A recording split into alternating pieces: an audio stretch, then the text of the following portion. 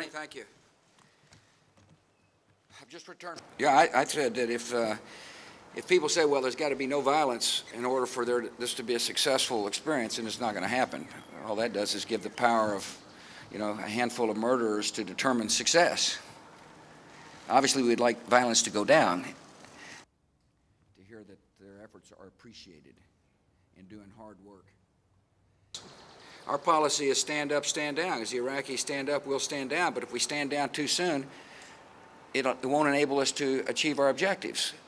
And we will support this Iraqi government. That's what I went to tell them. We'll do what it takes to support them. And part of that support is the presence of coalition forces.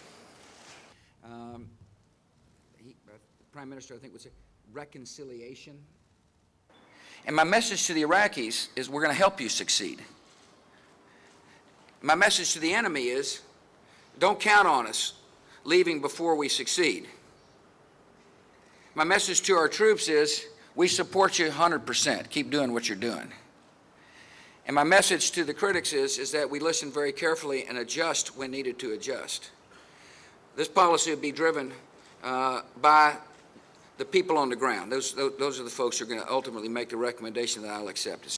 It'll endanger our country to pull out of Iraq before we accomplish the mission. See Iraq as a part of the global war on terror. I'd like to close Guantanamo, but I also recognize that that we're holding some people that are darn dangerous, and that we better have a plan to deal with them in our courts. And the best way to handle, in my judgment, handle these types of people is through our military courts. And that's why we're waiting on the Supreme Court to make a decision. It's not the global war on terror. It's a theater in the global war on terror. We are a nation of laws and rule of law.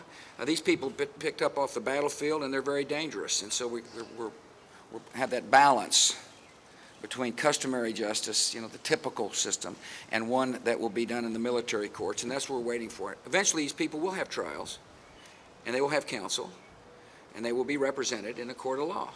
Independent of the White House on fiscal policy, though.